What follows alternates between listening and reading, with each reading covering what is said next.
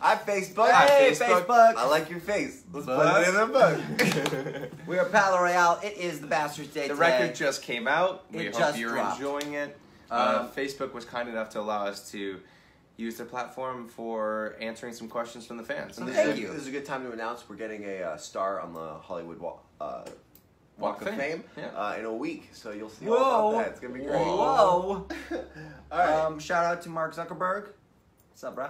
I like your face. I like your movie. I like your movie. But not your depositions. All right. What is your favorite Now song? it's gonna get deleted from Facebook. Censorship. It's not okay. What's your favorite song from the Bastards? Favorite song for the Bastards? Mine. We wrote this song in Paris a couple years ago. Me and Emerson wrote it about Lil Peep. It's called a song called Redeemer, and it's my favorite song off the record. Yours? My favorite song Mark is. Zuckerberg's gonna be so mad. It's fine. My favorite song is Anxiety, which we just filmed an incredible video for, directed by this beautiful man. I feel like conceptually, I started that whole idea. Sure. Cool. I get a gold star. What's your favorite song? My favorite song is Stay. It was one of the first songs that was wrote. You can't cross your legs at the same time I'm crossing my. This is weird. Well, then go the other way. We'll touch. Stop it! Social distancing. We're brothers. It's fine. Answer the question. My favorite song is Stay from the record. It was one of the first songs that started this album cycle, and I'm incredibly proud of it. Next question. Question number 2. Proud that you're proud. What song off the new album do you think will be the biggest hit with the fans?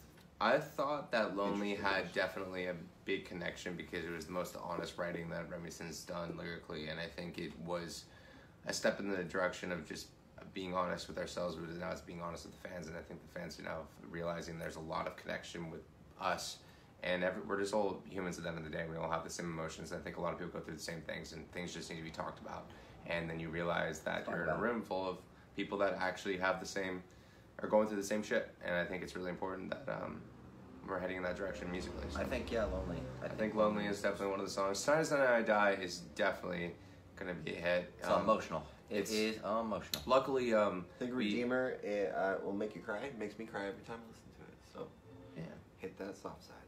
All right, next question. These songs. Oh nope, that's not that one. All right, which song from the Bastards are you most excited to play live? Anxiety, for sure. That's hands down. I'm so excited about that one. Massacre is one of my favorites. It's a vibe. Little Bastards, and I think Black Sheep's gonna go off really well live. Black Sheep's a good one. Beautiful. These songs are darker than your last two albums. It's true. What made you guys get dark and heavy with this record? Gotta speak up. Eat that mic.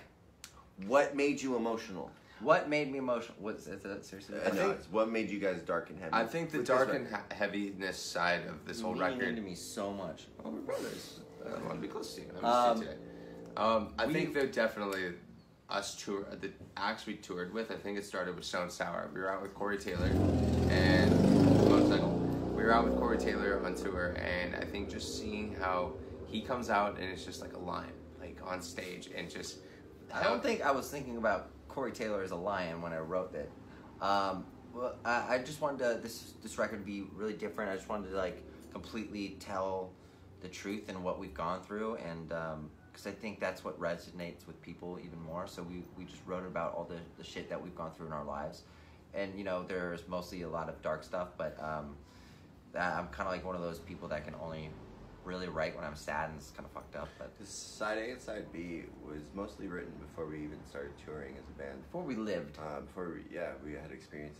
So when we went through the shit and like became homeless and toured for like 4 years straight, we definitely all reached very low lows and very high highs. And I think the depression and like from touring and stuff definitely influenced a lot of this writing, and I think it broke down a wall for us to just be truthful with our art. So I think it was a good one. Yeah, I'm excited about it. And Marilyn Manson. Yeah, being out with Marilyn Manson and Rob Zombie was definitely the way to finish the writing cycle. We came back and did Little Bastards and Lord of Lies. Yeah. And when you spend a month with Marilyn Manson, you're not the same. So, which song took the longest to write and why? Ooh, probably Little Bastards. We've been working on that one for a while. That riff started in 2019. We were in rehearsals for our European tour, and that riff at the end of the track started it, and Remington just kept on saying, "Run, you little bastards," and it just kept on coming over. So and over again. that one took probably a year to finish. Yeah. But yeah, that was definitely it. But it came together in like 30 minutes. I think the quickest one was a song called Lord of Lies. Everything you hear in it is one take. So the way we wrote that was I had to leave the room. They made like a track, and then I wasn't allowed to think of a melody or anything. I just had to just sing and whatever came to mind. So half the song is just gibberish. And we love it. You guys are going to enjoy that. All right, so which song off The Bastards was the hardest emotionally to write? Ooh, they were all pretty damn emotional. It was a really tough record to write, but I think it was probably Lonely. That was definitely hard on me. It was right when we came back from an Australian tour. We were close to like breaking up. Yeah. I think It was Doom tough. actually is a reflection of that time in our lives because we wrote that in a sound check when In Sydney, Australia. when the sink was just when the sink? ship was sinking. I was like, what happened to the sink? Yeah, so those lyrics came from, we were in a really dark place. But we're here now. Better uplifting moods. If you could change anything on this album, would you? No. No, I think the process for this album, I think, was initially, we didn't have much time of being in the same room at one time. We were on tour so much. We left for tour basically in 2015 and had breaks in between for like a week or two at a time, and we would take those moments to go rent Airbnbs. And we were in Joshua Tree when we did Masterpieces of American Dream and Anxiety. We did, that was Lord of Lies as well. We were in a lot of different Airbnbs around the world and just kind of creating the record outside of a studio atmosphere and just what came to mind. And a lot of alcohol helped the process, but yeah, I don't think I would change a thing about it. I think if anything, the only changing thing of the record would be if we were a little bit nicer to one another through that process. It was a lot of arguments. We were pretty tough on each other. Yeah. How did the original storyline of the album begin all those years ago? It's so imaginative. What is your inspiration to writing the tales? So about 7 years ago when we started Palaye Royale, this story about like Warhol stars and Lysol ink and the gas mask was such a pivotal part of this new world that we were creating, and all the songs that we write about and the artwork in each one of our albums is reflective of this storyline, which is in the graphic novel, which will be coming out shortly. Heard that before. But yeah, we've always just had hints within all of our artwork. Been leaving like little Easter eggs for 6 years. Yeah, 7 years? through the music videos as well. Yeah. It's I think Doing this even all Morning Light was the first track we ever put out for Palaye Royale, and you can see on the walls. You can see on the walls, Lysol was wrote, Warhol Stars was wrote on the wall. So we've always been thinking about the storyboard, and it just is this record. We really dove in really deep with it. Yeah. Like scuba divers, like James Cameron, going in deep. Which video Buzz cut is deep. Which video was the most fun or your favorite to shoot? Definitely not Anxiety, because it really lived up to its name. It was the most stressful shoot of my freaking life. Actually, I had a great time. The Massacre video. That was honestly the easiest video I've ever done. That's what you get when Emerson started. Wait. Not with me. Locally was pretty easy for you, I thought. No. Yeah, it was good. Fuck with My Head came out pretty well in a respect. It was. It was a long shoot. We did directed by this guy. We did Look at you. I'm telling you, all these projects. We did two videos in one day. We were ambitious, and somehow we finished 2 videos in an 8-hour period at 2 different locations in Los Angeles quicker than we did Anxiety. You know what that's called? Good Emerson. director. Good producer. So fucking mean. I was really mean. What is your dream music collaboration? I'd say Jesus. That would probably be number 1 for me. Recently, I've always wanted to do something we've been getting into a lot of more movie score type bass songs, and I think it'd be really cool to work with Atticus Ross or Trent Reznor and kind of create a very even darker side of the Bastards. Yeah, I would love just to write a song with Johnny Depp. Yeah, Just hang out with him. That would be Of you love about touring. We absolutely love just I to miss be it so out much. on the road. I miss all of you. I miss hugging people. I know it's a weird time in the world where we can't do that. I just miss meeting everybody, talking to the people at the shows, Vibing. just being on stage. It's my home. Yeah, I love it. I think Love everything about it. due to COVID and everything that happened with the world recently, we had to leave tour when we were in Poland, and to think that we were the last band ever to play a show in Poland is kind of mind-boggling. But hopefully we come back stronger. Is it bottling or boggling? I said boggling. I don't know. You combine bottling.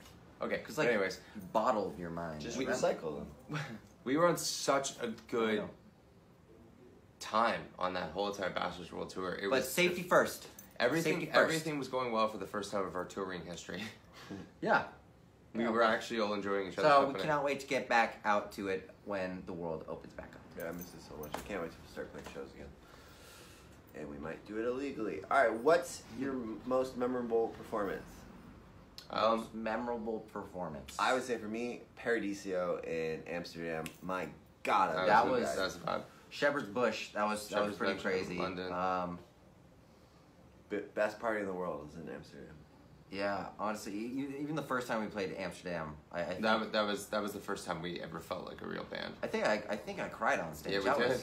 was emotional. That was Wow. the first time we ever felt It's like like emotional wow. a lot of times. We should do like an emotional count. Just like ding, ding, ding. Facebook. Facebook. Mark? Okay. You should open a burger shop. All right. Mark Zuckerbergers. Yeah. I love it. Do you guys still Possible burgers. Do you guys still get nervous before going on stage? No. Not I anymore. get nervous not being on stage. Yeah, I weirdly get nervous just doing anything else. I'm just a shy guy. Shy guy. Shy guy. Shy guy. All right. What bands would you love to tour with in the future?